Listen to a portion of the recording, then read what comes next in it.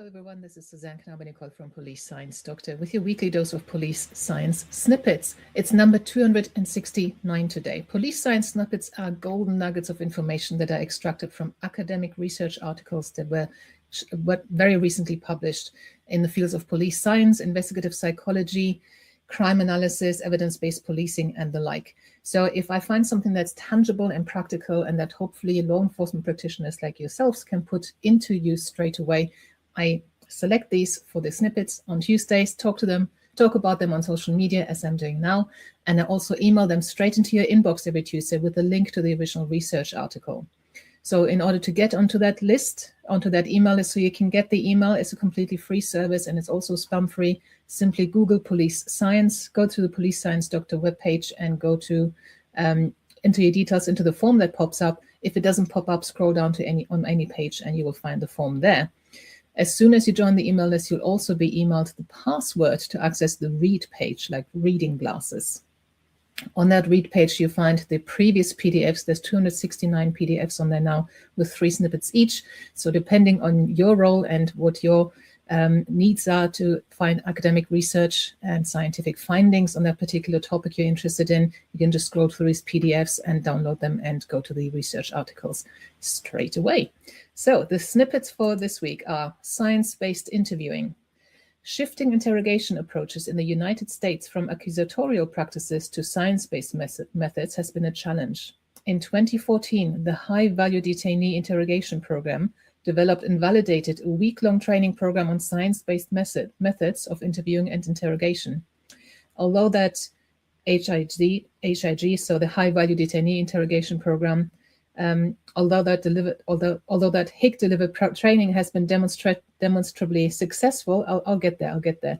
It has been impractical for HIG personnel to provide training to law enforcement investigators across the United States.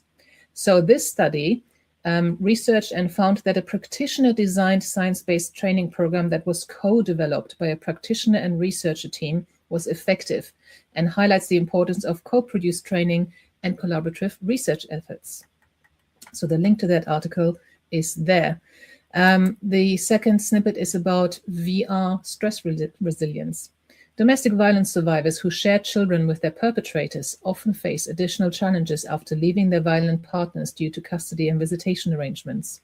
Custody hearings can be particularly distressing for victimized mothers who may find the court process intimidating or re-victimizing. This qualitative case study examined the effect of a novel trauma-informed virtual reality stress resilience training for domestic violence survivor preparing for custody case court hearing. The findings suggest that this VR training can be effective in enhancing self-efficacy, which could contribute to a sense of control and preparedness, leading to clearer and more effective testimony.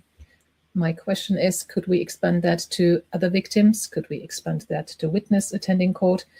VR stress resilience, can we use that for our officers? We know they are under a lot of pressure. And the third and final snippet for this week is about work release programs. Extensive research has consistently demonstrated that gainful employment after incarceration is a critical factor in supporting the successful reintegration of formerly incarcerated individuals into society.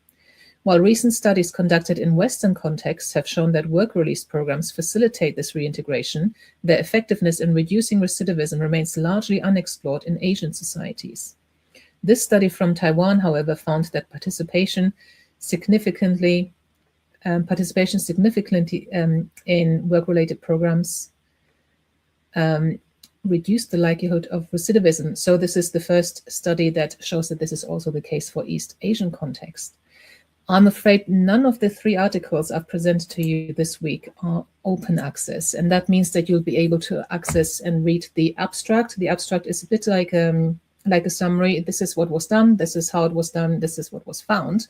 So you have the finding in there, but you won't be able to access the entire article unless, of course, your organization has a subscription to that particular publisher. Unfortunately, that is out of my control, but I hope that you still get something from the abstract.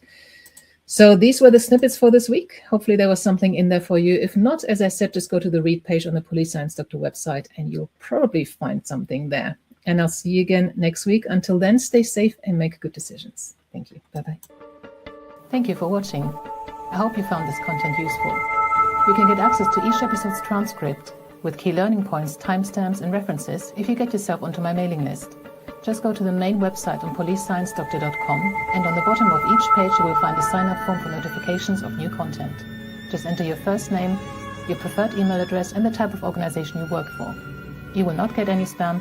This is just for me to let you know about new content and for you to get access to all the transcripts.